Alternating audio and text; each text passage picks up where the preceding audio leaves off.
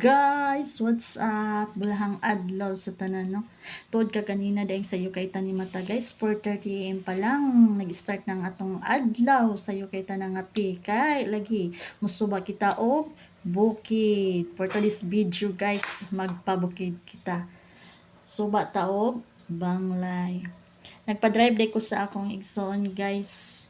Paingon sa banglay, nagpahatod ko sa iya kaloy sa Dios, no? Salamat sa akong igsoon kay wala pod siya nagtinapulan, sayo pod siya ni mata, iya kong gihatod paingon sa banglay. O kani nga dalan, guys, paagong pa lang ni tsada na kay ang dalan din sa banglay, guys, na sementado na di pa sa una nga batuon gid ni siya. Nice kay ang kuan sa bukid, guys, kay mapil gid nato dinhi ang gid nato mapil ang kaprisko ug kabugnaw sa hangin nga mudampi sa tong mga panit. Ug dinhi pa nato madunggan ang mga tuktlaok sa manok, no? Dinhi na to madunggan ng mga kasikas o kasaba sa mga animals. Mingaw kaayo, di ba?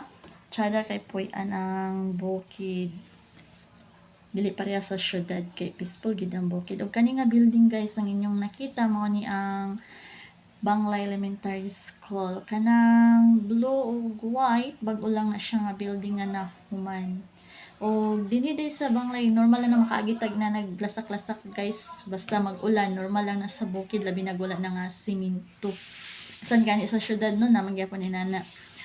O pag moani day mig bukid, guys, ang among sakaan dinhi ang ako dayng auntie, so sa akong mama si Auntie Gigi ug sa akong ig-agaw, dirag mi magtambay silang balay. Nami payag dinhi sa una, guys, pero nagkuba kay wala mig puyan. Hey, binapayag pag walay magpuyo kay magkuba biya. Wala na pod namo na si kaso kay wala biya tay. Wala tay dots. Oh, di ba? Pobre pa kay, guys. Ay. Og nakaabot nami kaloy sa Ginoo, guys, nakaabot nami sa Banglay. Dara nagulat-ulat nako sa buyer, guys, kung kano sa mag-harvest.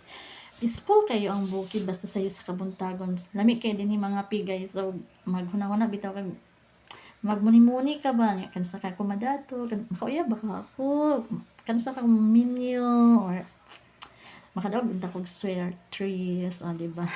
Morning Banglay, guys, Manilang sentro.